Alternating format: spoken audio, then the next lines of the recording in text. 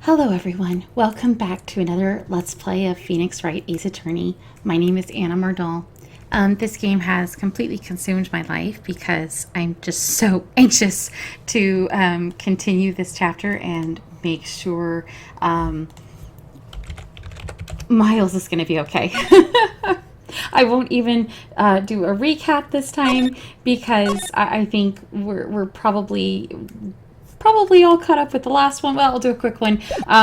Basically, the prosecutor with the perfect record, who is massively unethical, tasered us and stole all the evidence. So, and apparently we didn't even bother reporting it to the police because this is like Judge Dredd levels of dystopia, and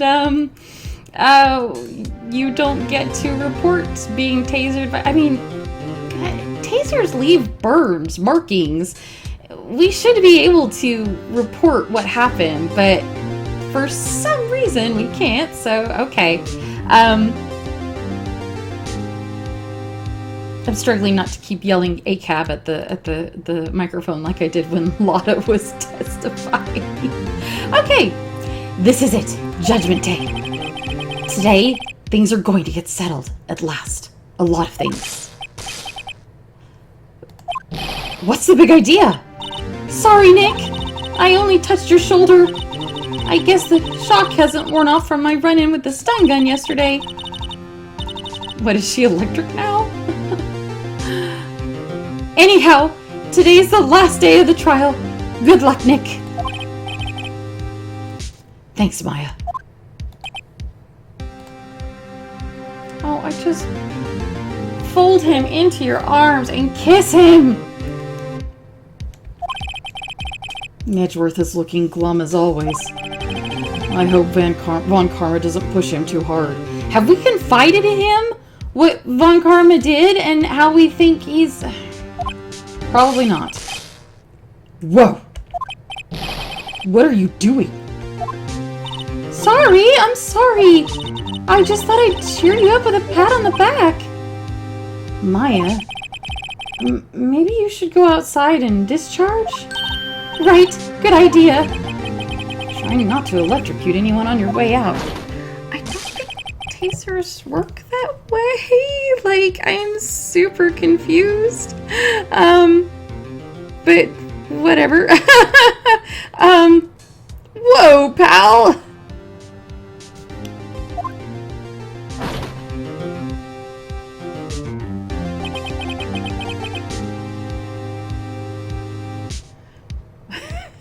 His face. Like, I can't, his face. I'm slain, I'm sorry. It looks so sad.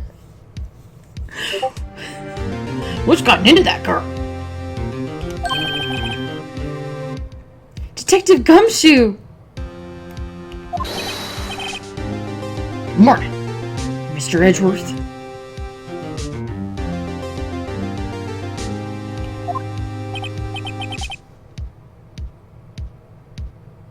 Okay, so have we all decided whether Gumshoe feels like paternal or fraternal platonic affection for Edgeworth, or if he looks up to him, or if he has a horrible crush on him? So I'm polyamorous, so I'm perfectly happy to make this headcanon of mine a cute little triad. So just saying. Good morning. How did it go, Detective? Have no fear. As promised, I've captured our runaway caretaker. I just brought him in. Took all night, pal. Thanks, Detective Gumshoe. You must be tired. And actually, after that shock I got on the way in, I feel pretty good. Yogi says he's forgotten his own name, but that has to be a lie. Why would he want revenge on Edgeworth if he couldn't remember his past? He does remember, and I'm going to prove it.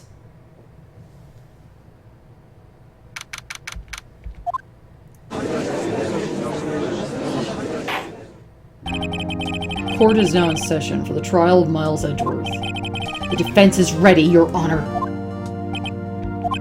The prosecution is ready. Right. Very well. We have reached the final day of our proceedings in this trial. I ask that the prosecution submit decisive evidence. Understood. Don't be awed into silence by every little thing he says. Very well, Mr. Von Karma. Your opening statement. Right. Thanks to Detective Gumshoe's efforts, the boat rental shop caretaker has been arrested.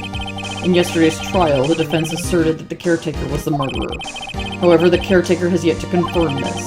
I would like to ask the defense to cross-examine him as much as necessary. Very well.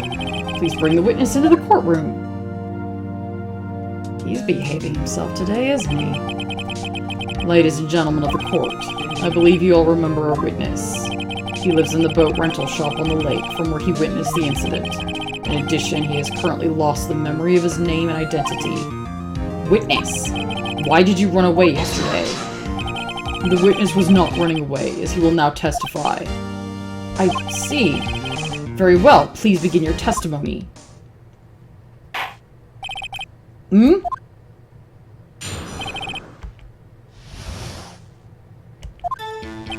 Yeah, I'm really sorry about just leaving yesterday like I did. But I wasn't running away or nothing. I went to buy some food for Polly, see? I figured I got nothing to do with this incident anyhow. I mean, I'd need one of those motive things, right? And I don't got one. So my testimony yesterday stands as is. That was an interesting testimony. Very well. Let's begin the cross-examination, shall we? He has to know his name. Yanni Yogi. You're Yanni Yogi, and I'm going to prove it.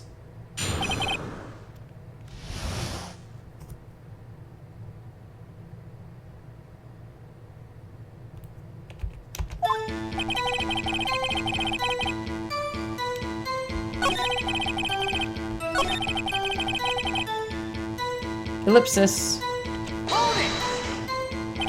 Food? Well, Polly is a bit of a gourmand, you see. She only eats these high-quality bird pellets from France. They only have them in the big pet shop downtown.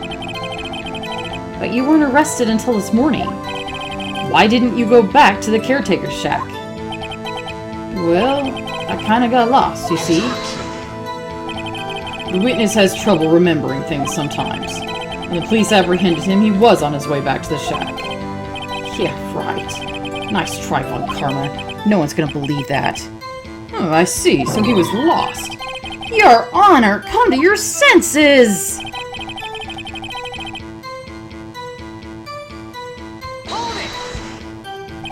You've lost much of your memory. Is that correct? Yeah, seems like it. Then how could you know you don't have anything to do with this incident? Or maybe you're lying about not having your memory? You know exactly who you are. The witness has testified quite clearly that he has no memory of who he is. If you claim he's lying, show the court proof. How am I supposed to prove what's going on in that old codger's head? It's impossible. I'm glad you've come to your senses, Mr. Wright. Very well, witness, continue.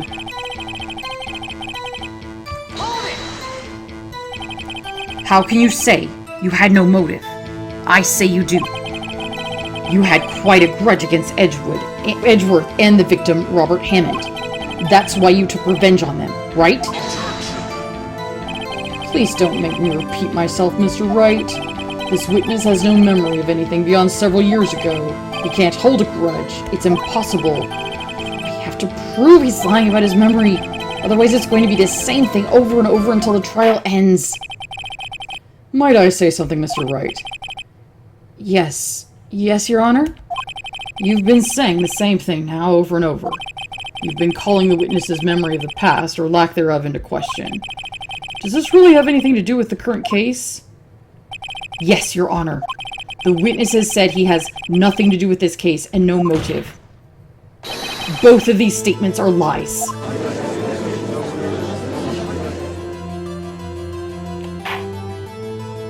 Order! Order! Mr. Wright, there is a serious problem with your claim. Or are you saying? Are you saying you know who this witness is? Of course, Your Honor. Ho-ho. Now this is interesting. I would like to know myself. Who is he? Don't play dumb, Von Karma. Mr. Wright, please tell us this witness's name. His name is Yanni Yogi, a former court bailiff. Yogi? That name seems familiar. Oh! Yanni Yogi? From the DL6 incident? I figures the judge would have heard of it. It was such a famous case. What does this mean? Your Honor, if this man is Mr. Yogi, then he has a clear motive.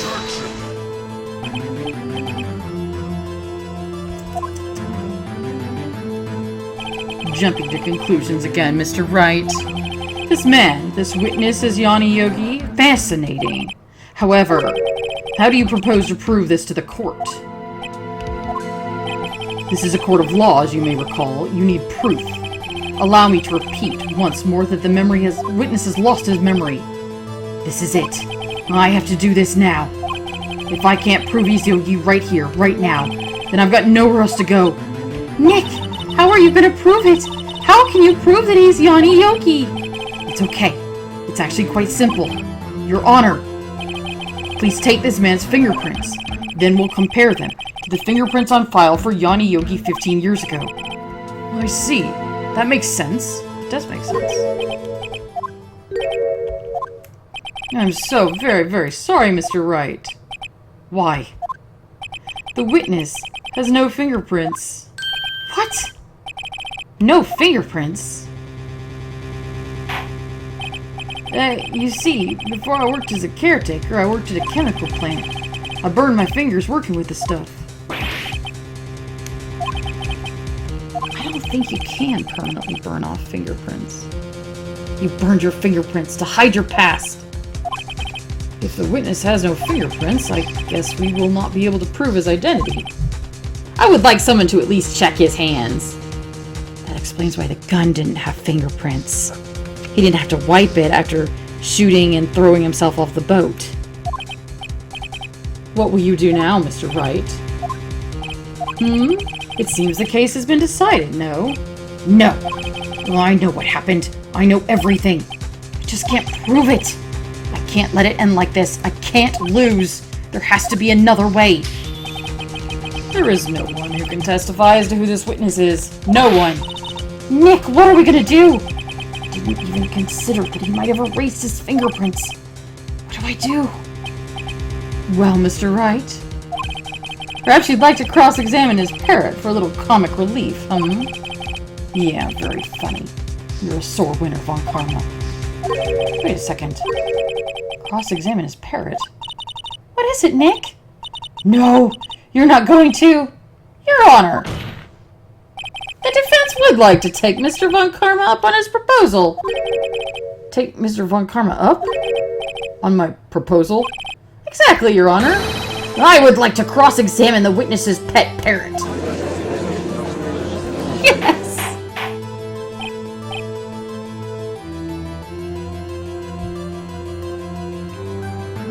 Order! Order! What do you think, Mr. Von Karma? Need you even ask? This is a farce. I object. Wait a second. You were the one who suggested I cross-examine the parrot, Von Karma. I have a right to do as you suggested. Well, if you're so desperate, please be my guest. Of course, should you go through with this, and nothing comes of it, then I hope you're ready for the consequences. Nick, this is crazy! Well, still want to go through with your little game? Yes. Let the parrot take the stand. I will cross-examine her, Your Honor. Crisp, are you ready to take the stand in the event I am accused of murder? This is the most ridiculous thing I've ever heard. Von Karma's rigged every person's testimony, every piece of evidence, except the parrot. She's my last chance. At least I think so. Bailiff, bring in the parrot. Oh, Oh, look how cute it is. That's quite a bird. Please tell us your name. Name. The witness is ignoring me. It must hurt to be ignored by a bird. Very well, witness. Who is your owner? Please testify for us.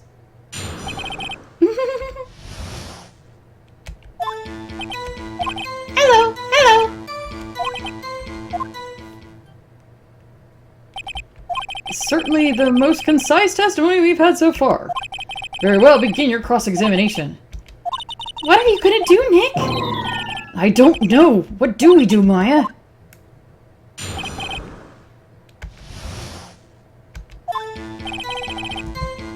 Press?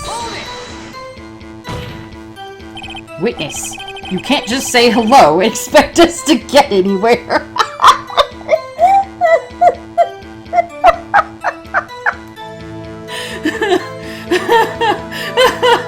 Oh God, help me!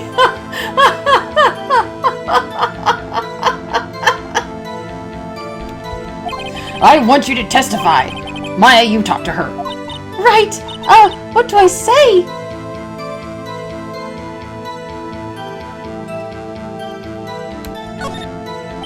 As I recall, 2 days ago... Polly, have we forgotten something? Don't forget DL6. If I can get Polly to say that here, that will prove the caretaker had something to do with DL6. Polly, have we forgotten something? Hello, hello. That's not what you're supposed to say. Forgot. Something we forgot. Hello, hello. It's not working, Nick. She won't say it. Why won't she say it? Something the matter, Mr. Wright. Don't tell me Von Karma expected this. He couldn't have retrained the parrot, did he? Did he train her not to respond when asked if we've forgotten anything? We need to show the judge her owner is Mr. Yogi. Witness.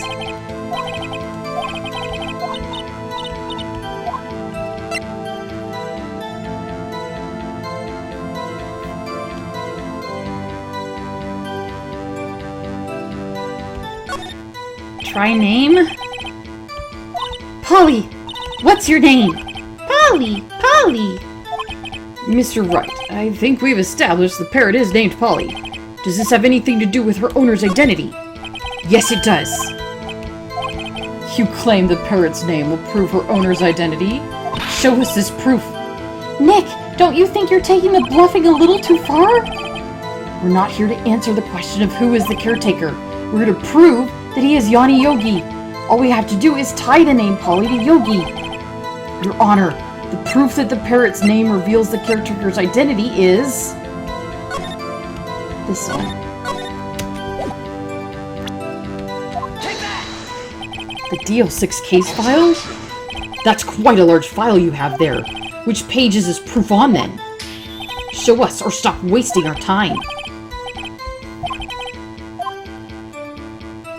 Oh shit, I don't... it was... suspect data. It's on the suspect data page. This page has all the information about Yanni Yogi. Right after he was arrested, his fiancée committed suicide. Indeed, it does say that. What was his fiancée's name? Polly Jenkins. Polly! Exactly, Your Honor.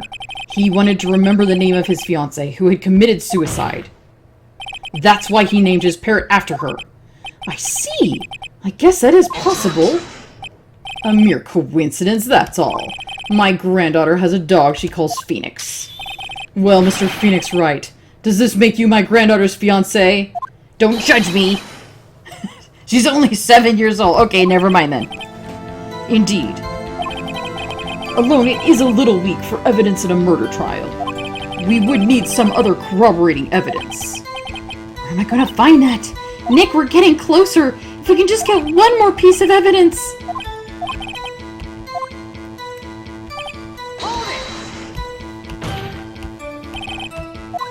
You're here to speak to me. You must speak to me. I can't believe you're speaking to the parrot. We need to show the judge her owner is Mr. Yogi. That's what I'm trying to do. You can't just say hello. I want you to testify. Maya, you talk to her. What's the safe number? Maybe I'll get her to say the number of that safe. Safe? Why? Let's just try. Polly, what was the number to the safe in the shack? 1228, 1228. I still maintain that's December 28. My, what a reckless parrot. Well, Mr. Wright, you aren't claiming that the number has something to do with the caretaker. Yes! Actually, it does. That's why I had her say it. Ridiculous. How can the number to a safe tell us who the caretaker is? Show us your proof. What could possibly link this number to the caretaker's true identity?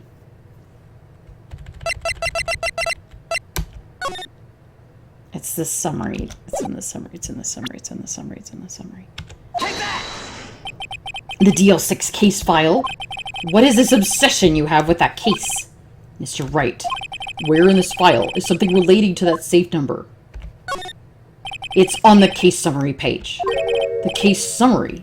Specifically, the date on which the DL6 incident occurred. December 28? Wait, that's today's date, 15 years ago. And the number on the safe is 1228. Ah! He used the date of the DL6 incident as the number for his safe, Your Honor. That's how important that date was to him. I see. It certainly is an interesting coincidence. People often do set their secret numbers to dates. This is not tangible proof. I set my ATM card's number to 0001 because I'm number 1. Can we borrow your wallet? This has nothing to do with a date. Nothing. That's enough. I think we've reached a conclusion here. This is a mere coincidence, that's all. True, that is a possibility. However, 2 coincidences at the same time seems more like a pattern to me. What are you saying? Summon the caretaker of the boat shop. Immediately. Witness, tell us your name. Wait! This witness, he doesn't remember. No, it's okay. I've accomplished what I wanted to do. I'm done. Nick, he looks totally different. This is the real Yogi, I think. Finally. He's been acting feeble to hide his true identity. Acting for 15 years. Well, let me ask you again. Please state your name for the court. My name is Yanni Yogi. 15 years ago, I served as a bailiff in this very court. Order! Yanni Yogi. So was it you who killed Robert Hammond and tried to frame Miles Edgeworth for his death? Yes, it was me. I did it. They put me on the witness stand 15 years ago. Robert Hammond, he said I was mentally unsound. He told me it would make me innocent, get me off the hook. So, I pretended to have brain damage.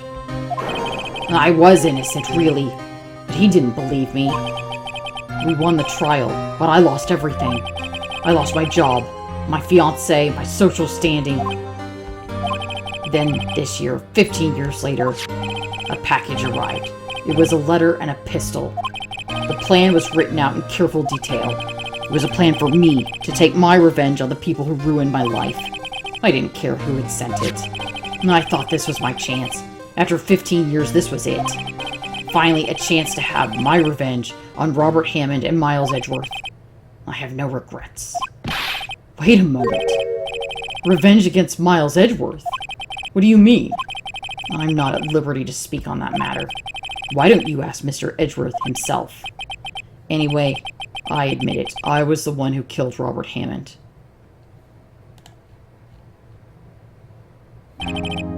On Karma, where is Mr. Yogi?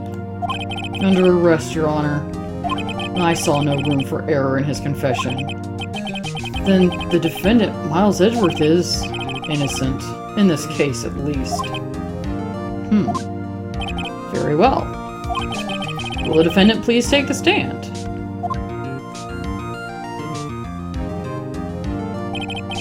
There are a few mysteries left unsolved.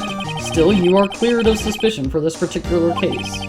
I would like to pass judgment on the murder of Mr. Robert Hammond. Any objections? I don't believe it. Why isn't Von Karma saying anything? Very well. This court finds the defendant, Mr. Miles Edgeworth.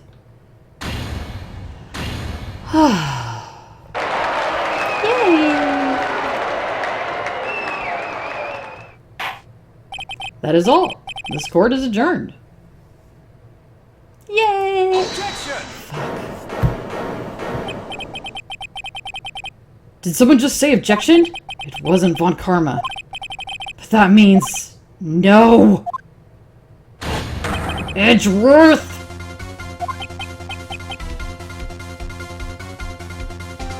Weeping. Sorrow. Von Karma has the best patsy. He doesn't even have to frame him, he'll do it for him. Your Honor, I object to your judgment. What do you mean? I'm not innocent at all. As we have heard, Yanni Yogi killed Robert Hammond in revenge. But revenge for what? Nick! Edgeworth is trying to confess! He's going to say he's guilty! He's going to tell them he was the murderer in the DL6 incident! He's going to tell them he killed his own dad!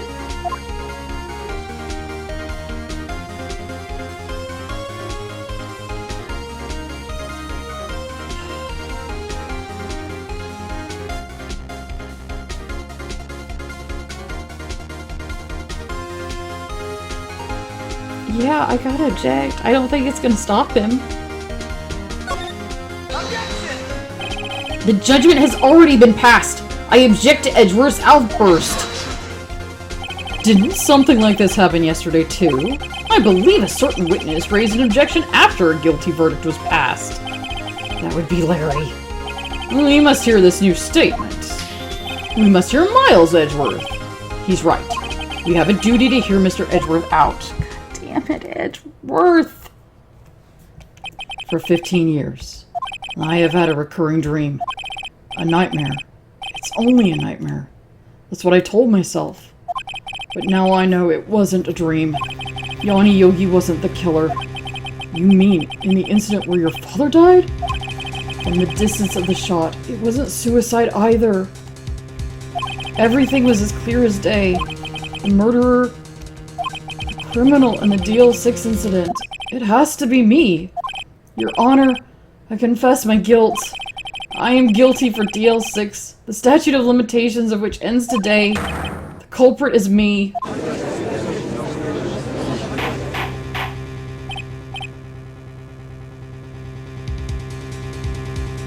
Order! This is certainly unexpected. The defendant, declared innocent, is confessing to a different crime. A crime for which the statute of limitations runs out today. I'm not really sure how I should deal with this. Bah! It's obvious. We hold a trial, right here, right now. We try this man for his crime of 15 years ago. I think I would like to take a 5-minute recess. During this time, I will consider the appropriate course of action to take. Court is adjourned.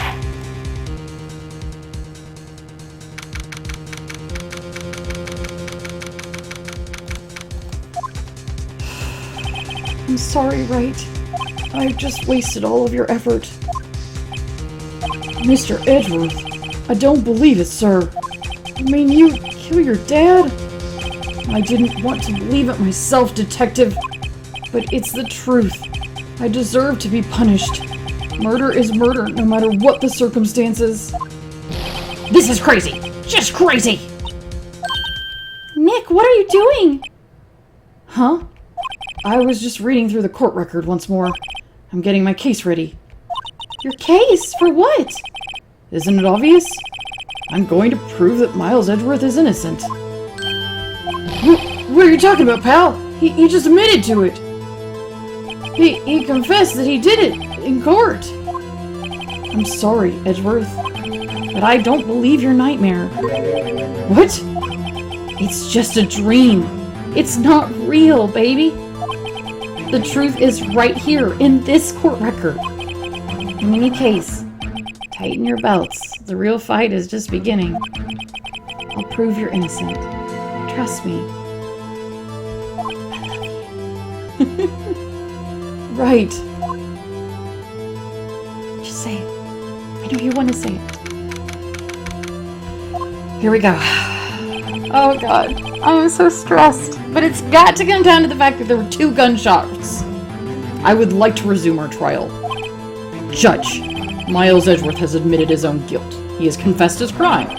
Let us begin by hearing his testimony. Then, though pointless, let the defense do their cross-examination. Statute of limitations on the DL6 incident runs out today. Though it's unconventional for me, I'd like to run this one by the book. I see. Does the defense have any objections? No, Your Honor. Von Karma, you knew this was going to happen from the very beginning, didn't you? Very well. Will Miles Edgeworth take the stand?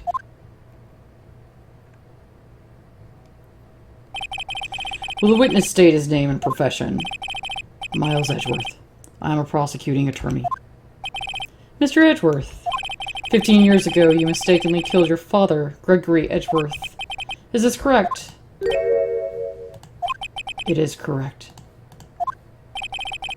Then testify about this matter to the court. When Edgeworth was telling me about his dream yesterday, I noticed something. One detail didn't quite fit. That will be the key, but only if I can get this to work. Please, please. That day, I had gone to the courtroom to observe one of my father's trials. As we went to leave, an earthquake struck, trapping us in the elevator. My father and Mr. Yogi lost their composure and began to argue. Just then, something heavy fell at my feet.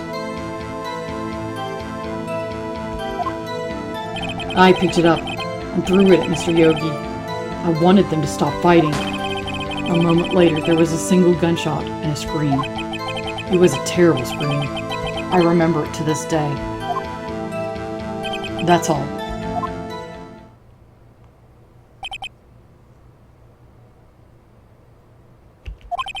Until now, you thought this memory was a dream? We were stuck in that elevator for 5 hours. The oxygen in the elevator ran out, and I lost my memory of the events. The same claim Mr. Yogi has made. Very well. Mr. Wright, your cross-examination, please. Yes, Your Honor. I know where he's from. Single gunshot.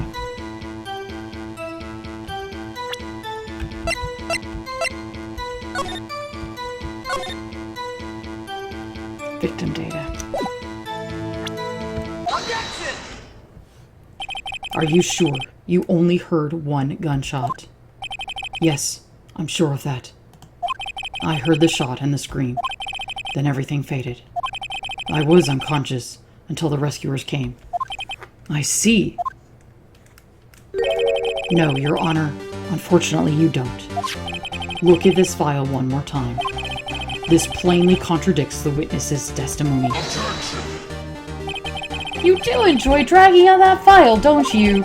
I don't accept this evidence, unless you can tell us which page it's on. Which page contradicts Miles Edgeworth's testimony? Look at the victim data in this file. It says quite plainly, the murder weapon was fired twice. Miles Edgeworth only heard one gunshot, yet the murder weapon was fired twice. The first shot was the accidental firing when the pistol was thrown. So, who fired the remaining shot? Was there perhaps another shooter who fired the second shot? Your Honor, as I'm sure you're aware, this incident occurred 15 years ago. The evidence is dated. The pistol did fire twice, however we do not know when that second shot was fired. It might have been fired the day before the incident. There is no proof that the second shot had anything to do with this incident. What? I see. You do have a point, Mr. Wright. The murder weapon was fired twice, as we've heard.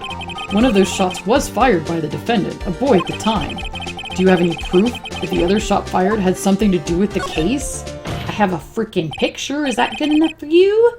Your Honor, I think I'll be able to show you proof. What? Impossible. Now, Mr. Von Karma, save your surprise for after you've seen the evidence. Very well, Mr. Wright, show us your proof. Do you have evidence that the second firing of the pistol is related to this incident? Wrong picture. There it is. Where did we get that? Take that! Look at this photograph. This is a photograph of the scene of the crime, 15 years ago. I can see that the victim lying there is Gregory Edgeworth. This proves the murder weapon was fired twice at the time of the incident. This photo proves it. So let me get this straight. This photo proves 2 shots were fired? Where? Your Honor, please get a clue. Take that! That should be obvious. The contradiction is here.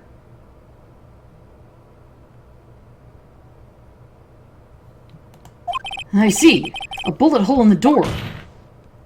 Your Honor, Gregory Edgeworth was killed by a shot from the pistol, yet there is also a bullet hole in the elevator door. We also know that the murder weapon was fired twice. Thus, someone other than Edgeworth fired that second shot. Order! Order! Mr. Wright, what are you driving at? It's simple, Your Honor. At the time of the incident, 2 shots were fired. One went into Gregory Edgeworth's heart. The other hit the elevator door. Remember that the defendant lost consciousness after the shot he fired rang out. In conclusion, we must agree that the second shot was fired by someone else. Mr. Wright, but who could that someone else be? The murderer, of course.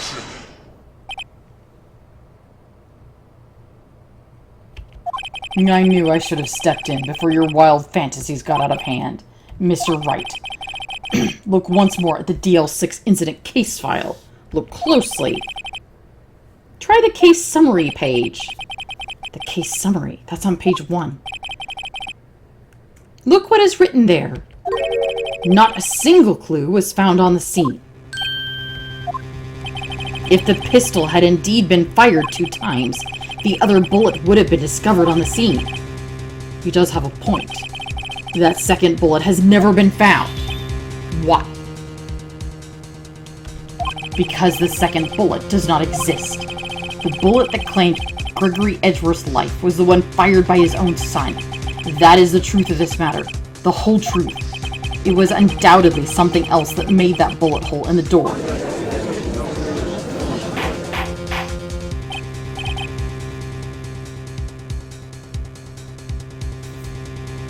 Order! I will have order! Mr. Wright has proven one thing to us quite clearly, that the murder weapon was fired twice at the time of the incident. However, as Mr. Von Karma says, the second bullet fired was not found. It is highly unlikely that the police merely overlooked the second bullet. So all we have is this single bullet fired. I'm afraid I have to discount the defense's claim. I praise the judge for his wisdom in this matter. How did this happen? I don't believe that the second bullet didn't exist. Was I wrong? Have I been wrong about this whole incident? What are you doing, Nick? Why aren't you raising an objection? Sorry, Maya. What? It looks like I was wrong? Nick! If the second bullet wasn't there, then all my conjectures are for nothing. No. But you said you'd do it, Nick. You said you'd get Edgeworth declared innocent. I'm sorry. When I saw the photograph, I thought that 2 shots had been fired. I was so certain of it, I thought I'd won. I thought there was another person, someone else who fired the killing shot. But now, I was wrong to think it could be that simple. This case has stood unsolved for 15 years. Nick! Well, it seems that we have finally cleared up this incident. Only 1 bullet was found at the scene of the crime. That shot was fired by Miles Edgeworth. Precisely. I would like to ask one thing of Miles Edgeworth before passing my verdict. Have you been paying attention to the trial so far? Yes, Your Honor. Do you have any objections? No. No, I do not. So you killed your father, though that was not your intention? Yes, I did. Oh no! He's accepted the guilt. Very well. The statute of limitations on the murder of Gregory Edgeworth runs out today. Therefore, I must pronounce a verdict on the defendant today, right here. Right now. Indeed. Does anyone have any objections? I've been here before. It's just like my first day in court. There's so many things I know I should be saying, but my mind's gone blank and I can't find the words.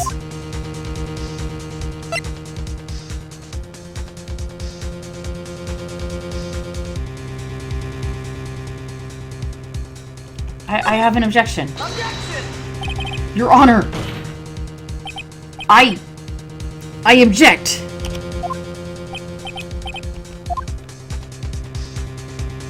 Mr. Wright, on what grounds do you object, Nick? I don't know. His case is perfect. Oh no. It must exist. The second bullet. What? What did you just say? Nothing. The second bullet must exist? But where? Someone took it. It seems waiting is not going to produce us any answers from Mr. Wright. Wait, Your Honor! The second bullet. It existed. What? But we've just heard proof that it did not exist. I realize that, Your Honor. Someone took it from the scene of the crime. That's what happened. But who? The murderer. The murderer. Then tell us, just who is this murderer? I'm still thinking about that one. So the criminal took the second bullet. But why? First of all, how would they have found it? It's not easy to find a stray bullet, Mr. Wright. Was there some pressing need for the murderer to search for that bullet?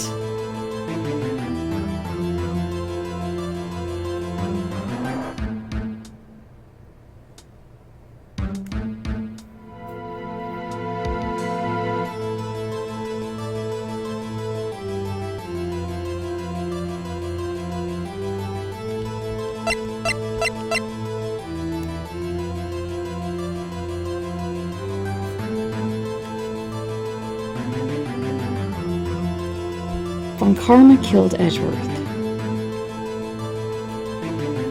Von Karma could have taken the bullet away. He could have removed it from evidence and changed the files.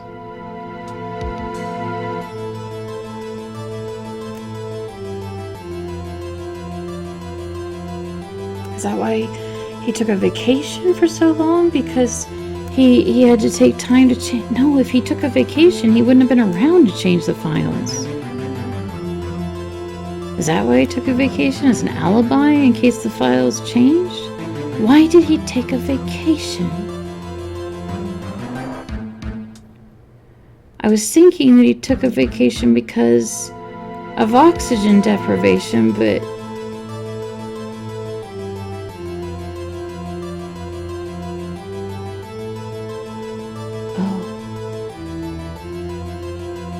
Oh, could it be that? Is that stupid? Or is that too easy?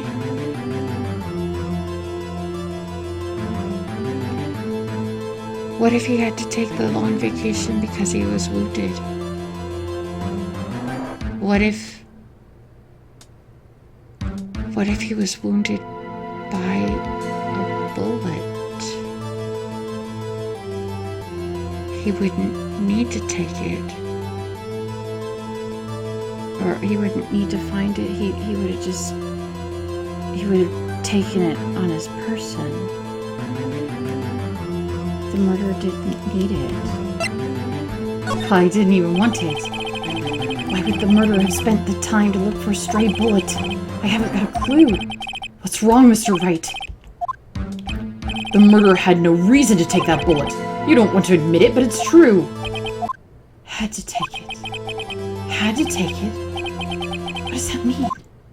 You're thinking too normal. Think crazy. Don't think why the bullet was taken. Think why the bullet had to be taken. Yes, Your Honor. I have no idea what I'm doing. The murderer had no intention of taking the bullet from the scene, but the murderer had to take the bullet. Had to, Mr. Wright? What do you mean? Well, for instance, maybe the bullet, hit the murderer. The bullet hit the murderer. Just saying, for instance. I mean, if it hit you, you would have to take it with you, wouldn't you? It's not like you could perform surgery right there, you know? Wait a second.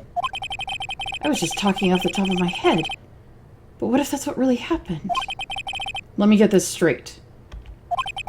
At the time of the murderer themselves was shot.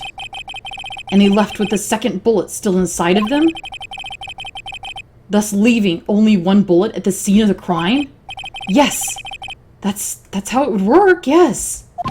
But there's a problem with that. The other two people rescued from that elevator, Miles Edgeworth and Yanni Yogi, were both unharmed. That would mean the murderer came from outside, yes. Because it was Von Karma. I mean, I know that. You know that. The two men fight inside the elevator. Trying to stop them, the boy picks up the pistol at his feet and throws it. The pistol discharges and the bullet goes through the elevator door and hits the murderer outside. The boy loses consciousness. Then the murderer opens the elevator door and sees the men inside. Mr. Wright, you are truly the most unpredictable defense attorney I've ever known. I can tell you're grasping, yet I cannot deny the possibility of what you say. What are you saying? Deny it! Deny it! No one involved with the incident was wounded. There was no murderer. No one was wounded at the time of the incident. He's right. I can't think of anyone. Hey, Nick. Huh? I just thought of something really crazy. Crazy. Remember what Mr. Grosberg said yesterday? Gregory Edgeworth dealt a blow to his perfect trial record. Wow. It must have been quite a shock for Von Karma. He took a vacation for several months after that, you see. An unusual event for the man. That was the first and the last vacation he's taken in many years of prosecuting. What if Von Karma didn't take that vacation because of shock, but took it because he was injured? Which would mean, could only mean one thing. He was the murderer in the DL6 incident. He was the man who shot Gregory Edgeworth. It was Von Karma. Oh man. Something wrong, Mr. Wright? You seem dazed. No, Your Honor. Well, you have indicated the possibility that the murderer came from the outside. Can you give us the name of your suspect? Uh-oh. Should I come out and say it now?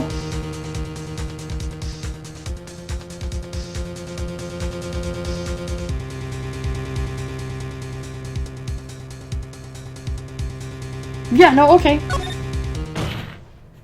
Your Honor, there is a suspect. One lone suspect. Well, this is certainly interesting news. Very well, Mr. Wright. Who is your suspect? My hands are shaking. Von Karma. Von Karma?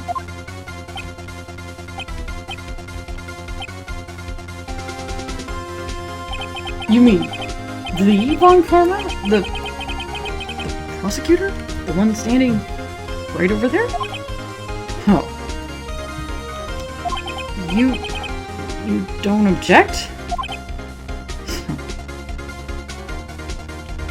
I see no need. Why honor this ridiculous outburst with my objection? Because you took a vacation for several months, starting the day after the incident. Yet you pride yourself on your perfect record. Why would you take such a long vacation without any reason? So you're claiming that I took a vacation to heal my injury from the incident? Fascinating. Prove it. I would have needed surgery, no? Where did I go under the knife at, Mr. Wright? Bring the doctor that operated on me. Have him testify. Nick, let's find out who his doctor is. It's no use. Edgeworth? I know Von Karma. Perhaps too well. He's perfect. He wouldn't leave clues. He probably didn't undergo surgery. That would leave a doctor as a witness. Oh, but he's that perfect. What, Nick? Did Von Karma pull the bullet out by himself? That's insane. No, he couldn't have. You can't just pull bullets out of yourself. Wait. What does that mean? That bullet has to be somewhere, but where? Well, Mr. Wright, can you produce evidence to prove I was shot? Evidence. All right, Von Karma, I'll prove it. And I'll use evidence. I know how you like it so much. What? The evidence that proves Von Karma was shot is...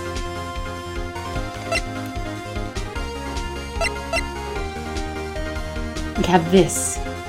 That's taken from Gregory's heart.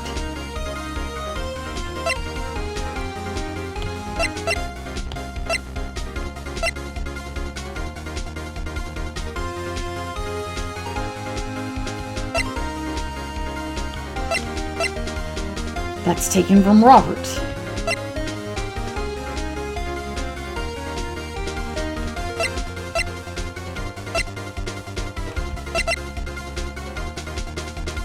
Oh my god.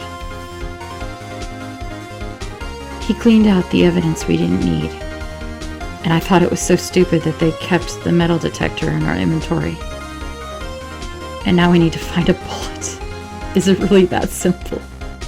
Oh my god. Makes a noise when metallic objects are near. Yes, of course, yes!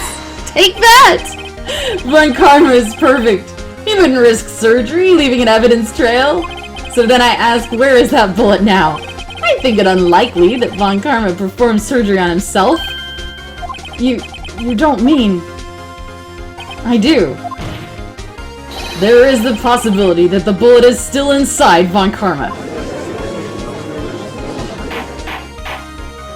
Is that even possible? For all these years? There's one way to find out. We could use this metal detector. Well, Von Karma, I'm going to run this over you and see what we find. Yes! I refuse! You refuse? But refusing this means... you acknowledge that the bullet is still inside you? Order! Your Honor, the defense requests that we be allowed to use the metal detector. Judge, I call for a suspension of this trial. This is an invasion of privacy. The statute of limitations runs out on this case today. It was you who said we had to end it right here, right now. Enough. I permit the use of the metal detector. Mr. Von Karma, you will submit yourself to testing. Nick, what does this mean? I don't know, but we have to give it a shot. Please work.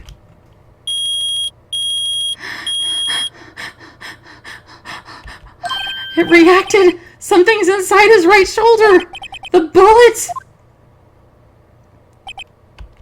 Mr. Von Karma? Oh, Edgeworth, that face. He was his mentor. Oh my god.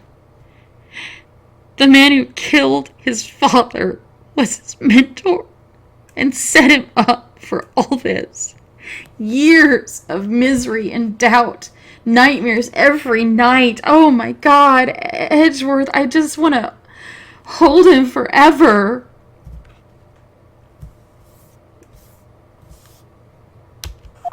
You. It was you. I was afraid this would happen, and so I remained silent. Indeed, there is a bullet in my shoulder. However, it has nothing to do with this incident. What? I was shot in the shoulder long before the DL6 incident. I claim that the bullet in my shoulder has no relation to DL6. But, Mr. Von Karma, can you prove that? Prove? I have no obligation to prove anything. It is Mr. Wright who must prove something here, not I. Mr. Wright? Well, can you prove it? Can you prove that the bullet in Von Karma's shoulder was from DL6? Of course he can't. You don't have any of the DL6 evidence. That's because you took it out of the records room yesterday. With no proof, you cannot convict me of any crime. So sorry, Mr. Wright. No, I'm the one who's sorry, Mr. Von Karma. What?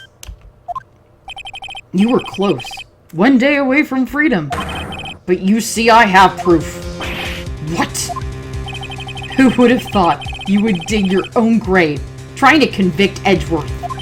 I could link that bullet in your shoulder to the DL6 incident. And here's my final proof.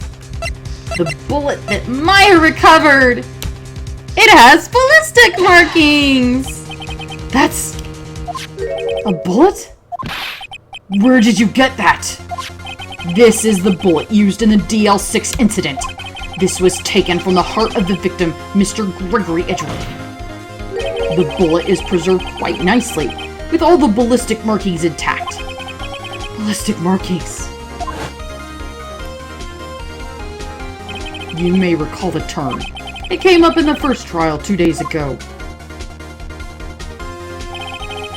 Ballistic markings are the fingerprints of a weapon. All bullets fired from a gun are marked with that weapon's unique pattern. By examining the markings, you can tell which weapon fired the bullet. It's quite accurate. We have 2 bullets in our possession. One, the bullet removed from Gregory Edgeworth's heart. The other, Mr. Von Karma, is the bullet buried in your shoulder. We could analyze both bullets. Then if the markings match, we would know that both bullets had been fired from the same gun, the very same pistol.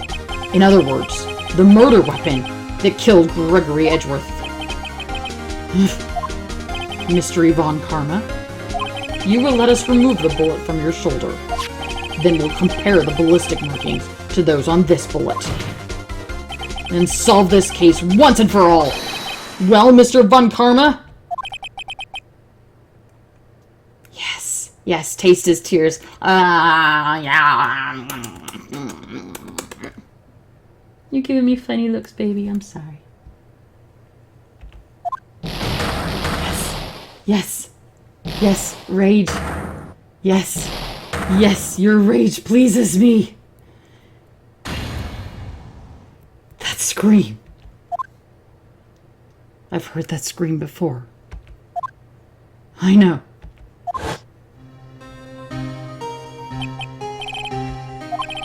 Quiet. You're not making this any easier.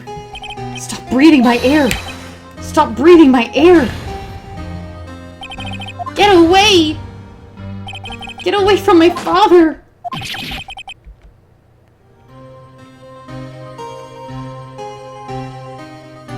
It's that scream I heard in the elevator 15 years ago. Von Karma, it was you who screamed. Mr. Von Karma? Yes. Yes. Your pain. Only you would dare defy me. So, it was you. You and your father are my curse. Your father shamed me with a penalty on my record. And you left a scar on my shoulder that would never fade. I'll bury you. I'll bury you with my bare hands. Death!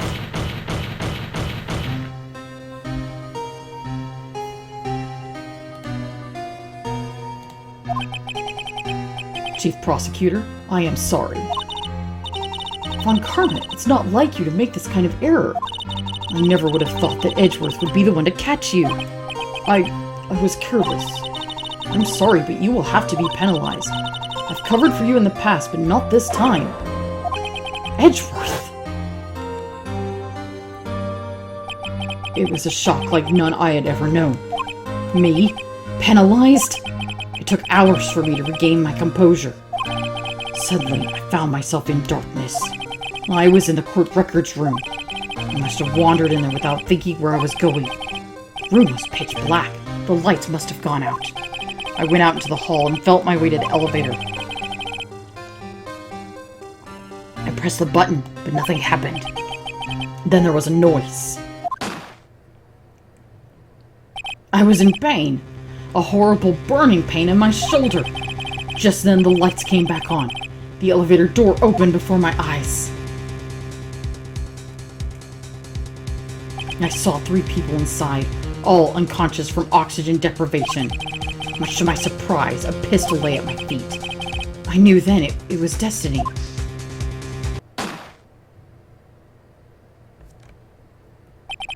In his last moments, Gregory Edgeworth was still unconscious.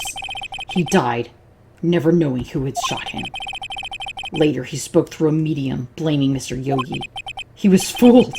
It was the perfect crime.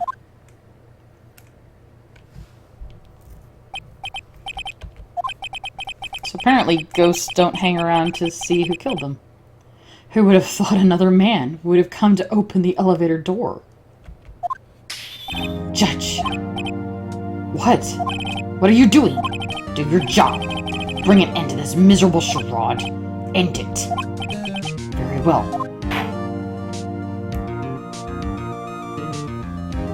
It appears that we have come a very long way to the end of this maze. 15 years later, Mr. Miles Edgeworth? Yes, Your Honor. You were innocent. You are innocent. As you said, it was all a nightmare. Yes, Your Honor.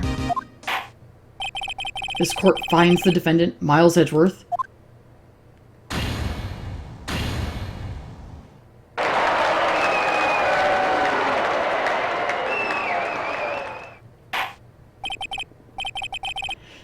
That is all. This court is adjourned.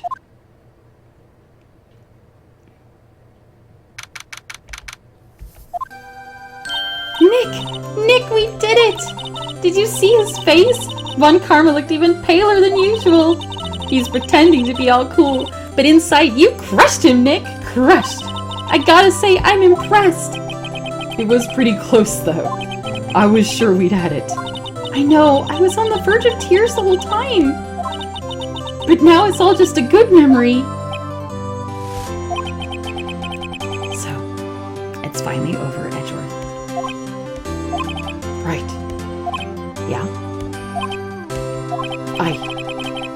I'm not sure how to say this. I know. Try, thank you. I was gonna say I love you, but I see. Thank you, Wright. You're welcome. I think you could have done better than that. Sorry, I'm not good at this sort of thing. You've got a lot to learn, Edgeworth. She's got you there. Whoop! Amazing, pal! You pulled through just like I thought you would. I'll never forget this. I owe you one, pal. And tonight, let's party. Dinner's on me. Yeah, my salary went down a bit this month, but who cares? See, Mr. Edgeworth, you should take a lesson from Detective Gumshoe. That's how you say thank you. I see. Whoop! I feel foolish. Don't worry. Take it a little at a time. You'll get used to it. It's been 15 years since I've seen Edgeworth so unguarded. Oh, Lotta's here. Hey, y'all. Lotta! Are you here to get declared guilty for one of your many, many crimes? Possibly contempt of court for lying? Y'all were great in there! Thank you! Yo, Edgeworth, congrats! Thank y'all very much. I knew you were innocent from the start, of course. Just look at you. You would stick your hand in a cookie jar even if no one was there. You were the witness on the first day of the trial, weren't you? Well, let's let bygones be bygones. Speaking of which... What are you doing now, Lotta? Who, me? I went back to college. I gave up trying to be an investigative photographer pretty quick. Really? That's too bad. Huh? Isn't that the hot dog guy from the park? Huh? It's over, Nick. My life is over. Why the sad face, Larry? What happened now? Oh, Nick, I'm not long for this world. You don't look sick.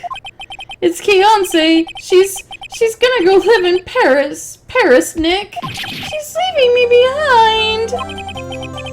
Wow, should have seen it coming. Yo, Edgy, there you are. Yes, here I am. Congrats, Edgy. Here's a little gift from me in celebration. Celebration? That's unusual for you. Harry Butts, you come along tonight too. My treat, pal.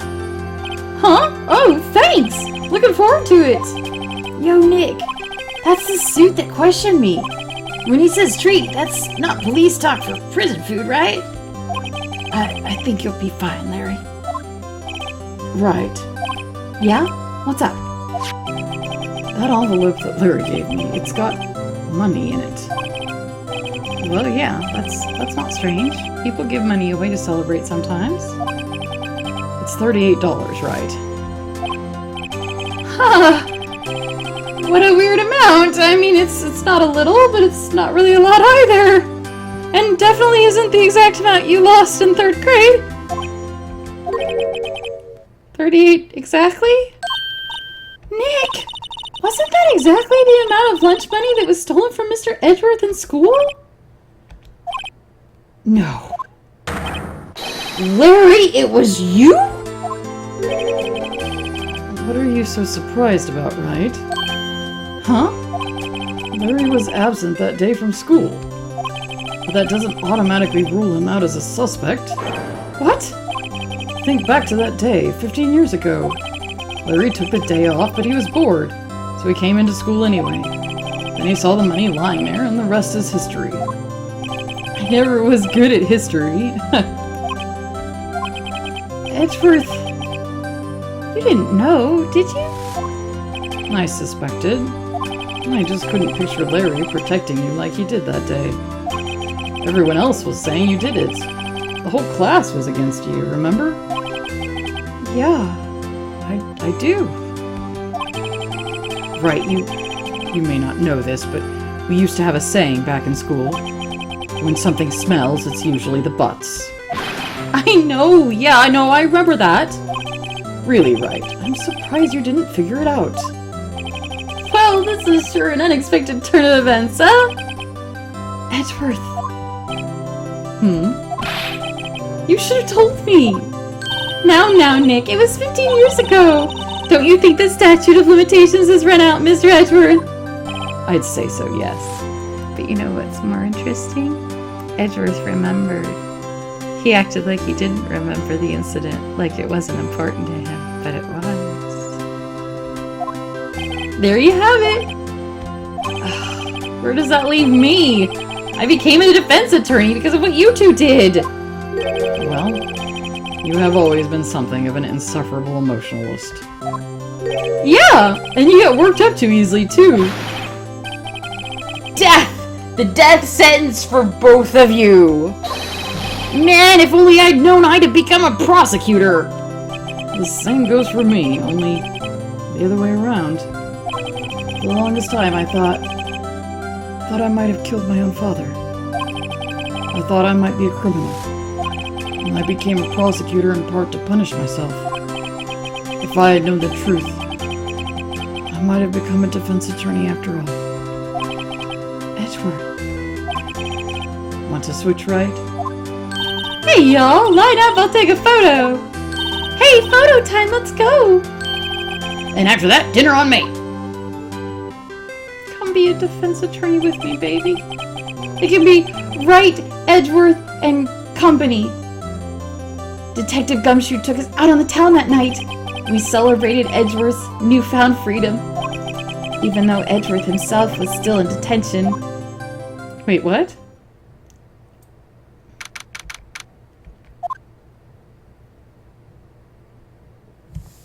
Whoa, I went a little overboard yesterday. My head hurts.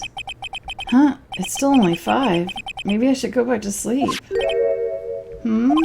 What's this? A letter? Good morning, Nick. You were really impressive yesterday. Seeing you, it made me think about what I'm doing here. I'm a spirit medium in training, of course. I wanted to help Mr. Edgeworth too. I wanted to help you, but I couldn't. I was useless. So I've decided to go back to my training.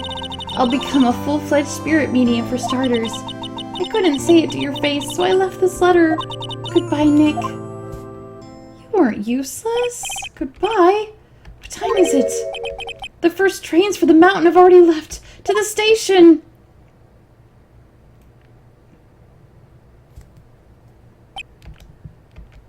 I guess I'm too late. Hey! Nick! Maya! So, you're leaving? Yeah. It's hard being a spirit medium who can't talk to spirits. And I think you'll do fine without me, Nick. Be good, okay? Hold it!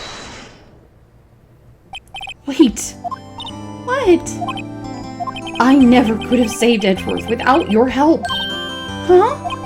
On the last day of the trial, I heard her. I heard Mia's voice. You heard my sister? Yes, only her voice, but still. It was at the very end when I thought we'd lost everything. Well, that's my sister for you. Detective Gumshoe helped, and Mr. Crossberg, and even Larry. I'm the only one who couldn't help. I was useless, Nick. But you were the one who stopped Von Karma, Maya. Huh? I didn't do anything. All I did was wander around in a daze. Sorry, but I have evidence that you helped. Evidence? The bullet, baby! Take that! A bullet? Von Karma was convinced he had taken all of the evidence pertaining to DL6, but you were the one who rescued the last piece of evidence we needed. This was the bullet that put an end to Von Karma, and you were the one who gave it to me. Nick! Thanks, Maya. I couldn't have done it without you. I'll be back soon. Huh? I'm going to complete my training and come back. Okay, I'll be waiting. Of course you will. You can't run that office by yourself. You're hopeless. I don't know about that. So, this is it. See you soon, Maya.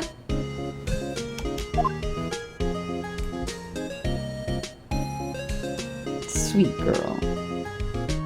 Maybe Edgeworth and I can adopt her.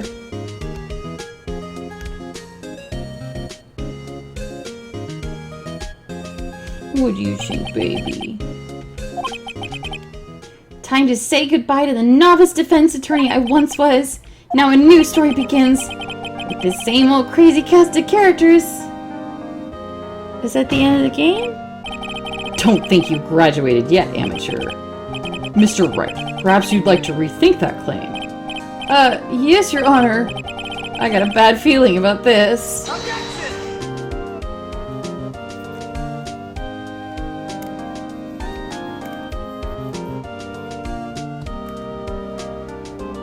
Okay.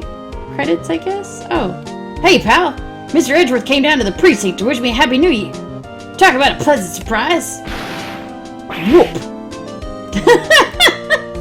Then he hung his head low and went right back to outside. Kind of like he was embarrassed or something. Strange, huh?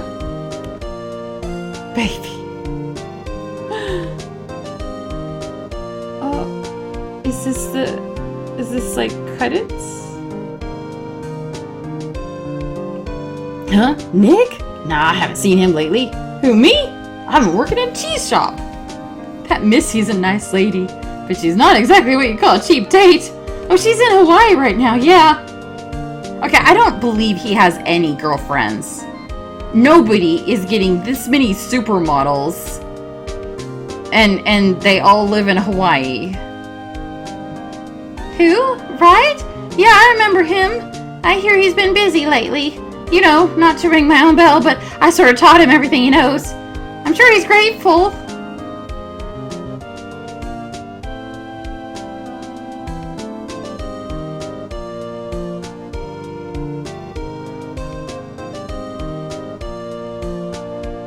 Phoenix, right? Oh, the defense attorney for whom I wrote the affidavit, yes. Oh, you should know, I've taken over management of the Gatewater Hotel. Should you be in the area, please stop by.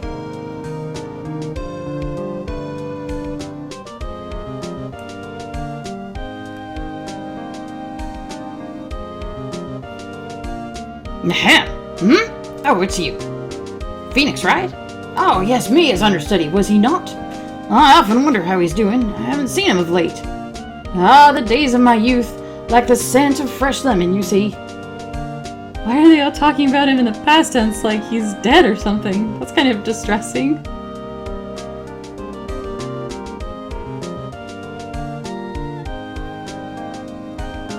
Phoenix Wright. Is he an actor? Well, I'm not buying it. You can't be a star with a name like Phoenix. Did you know that they're finally putting some of the hammers on TV? Not that I know what that is. Phew.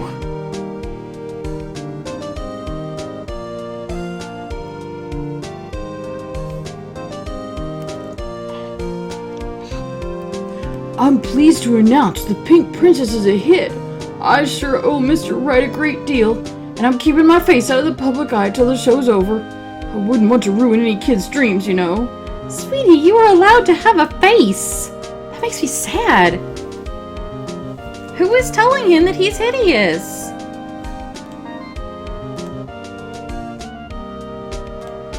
Oh, I got a letter from Maya the other day. It sounds like she caught a cold standing under a waterfall. I wanted to visit, but I didn't have time, so I sent her some Pink Princess trading cards. She said she can't buy them where she is. What kind of place is she living anyway?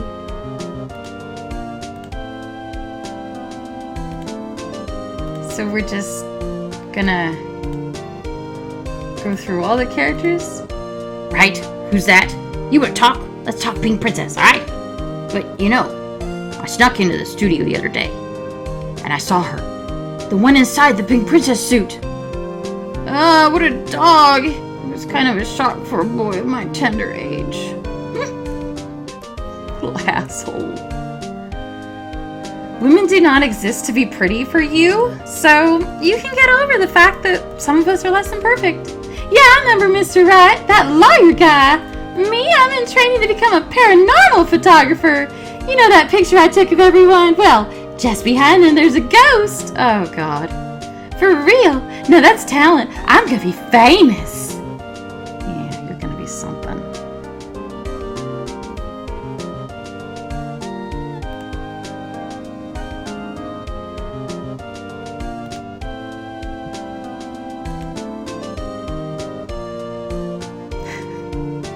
Well, Maya is in the picture.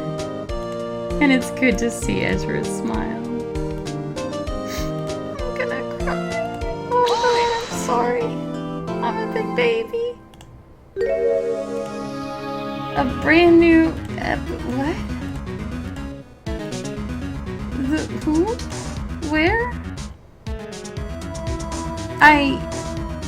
Huh. Okay. So,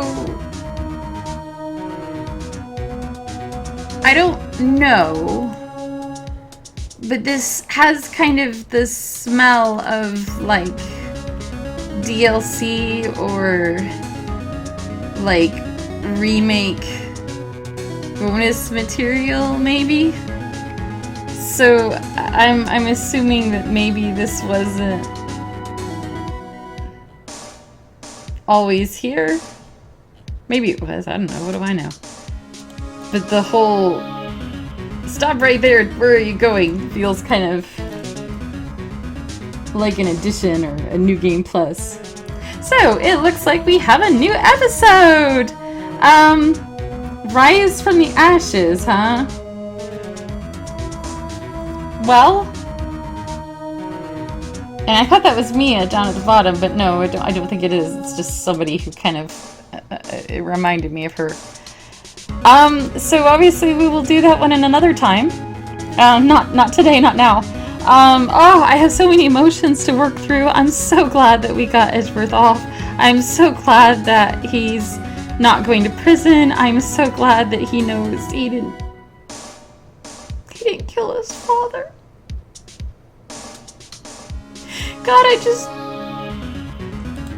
can't imagine how painful that would be to go through your whole life wondering if you had shot your father by accident. I just...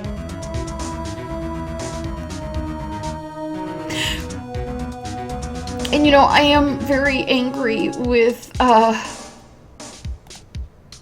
Edgeworth for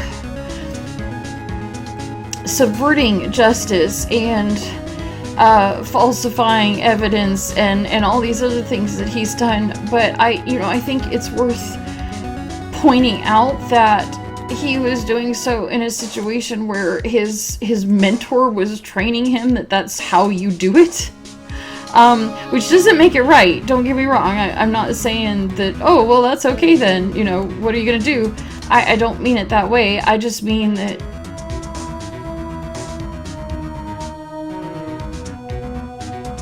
I think there's a difference between, I don't know how to say it, between taking the initiative to frame people versus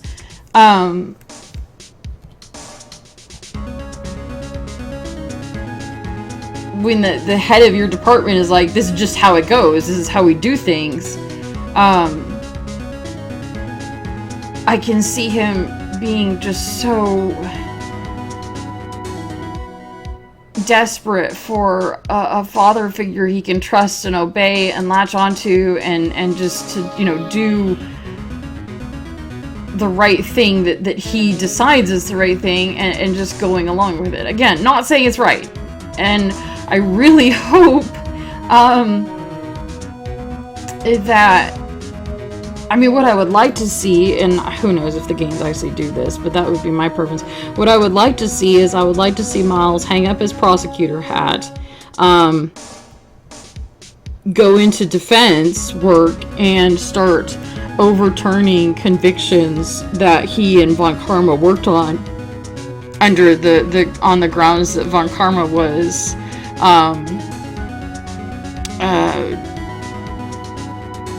blatantly rigging the system and using his prosecution as his recent conviction as a excuse to go through his old cases and settle that right. I would love to see that. I don't think the games are actually going to do that, but to me that would be a true happy ending of Edgeworth repudiating the way he had been taught and dedicating his life to fixing it and setting it right. I think that would be lovely. I will say, I did not expect...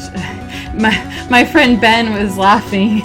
If you're hearing this, Ben, hi! Ben was laughing at me because, at the beginning of the game, whenever we first ran across Edgeworth, I was just, I hate him. And it was then, a couple episodes later, I'm like, oh, my baby, I would die for him. It's like... I did not think the game could ever turn me around to feeling any kind of sympathy for him, but wow, very much did. That's a lot to have spent your whole life wanting to punish yourself, thinking that you were to blame for your dad's death, and being mentored and groomed by this corrupt man that was actually the one to blame. That is a lot. I really want Miles to have a happy life and a lifetime supply of really good counseling, and him and Phoenix and Detective Dick Gumshoe can all be a happy triad together, and they can open up a really good defense firm / detective agency. Dick can resign from the police, because all cops are. I don't have to finish that acronym. and get flagged for adult content, but all cops are a problem. And so Dick can resign from the police force on the grounds that, you know, he can't be involved in a force that is blatantly fabricating evidence against people. Ugh.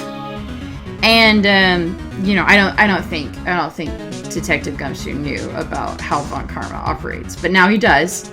And so he'll quit and he'll become a private detective that works for our firm. And Phoenix and Miles will be the defense attorneys at the firm. And of course, Phoenix will mostly take on the new cases, and Miles will take on the cases that are, you know, his backlog that he's overturning the convictions on. So that's my headcanon. Please don't break it.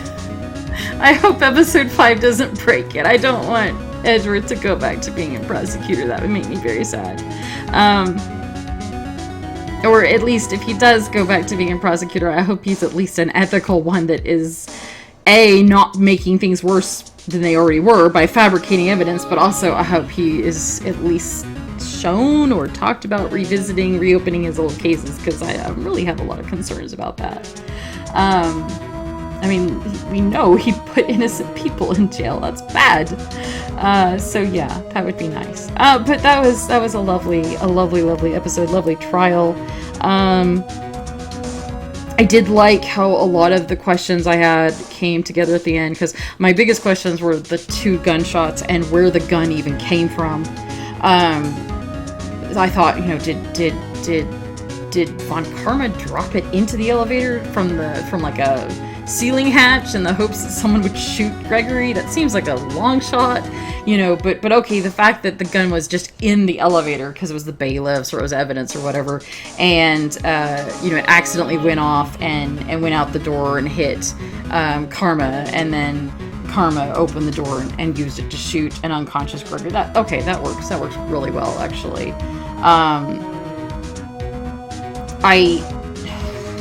I don't know if it's a translation issue or just a failure to understand the legal process. I really didn't like the whole revenge motive thing with Yanni, because, you know,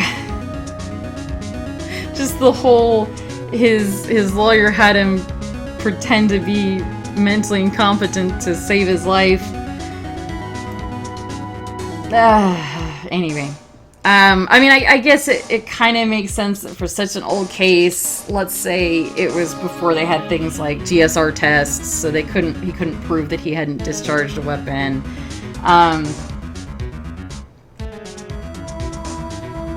And I guess because of the oxygen deprivation, he really didn't know what had happened.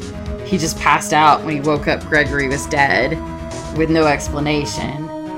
And it's entirely possible that Von Karma, it wasn't mentioned, but it's possible that Von Karma may have, like, you know, wiped the fingerprints off the gun and then used Yogi's unconscious, unresisting hand to, you know, put fingerprints on the gun. So that might have helped frame him a little bit. I actually kind of wish they'd included that detail, because that kind of would have helped. Yeah, I would have liked to see that. So, but a lot of the stuff about, like I said, at least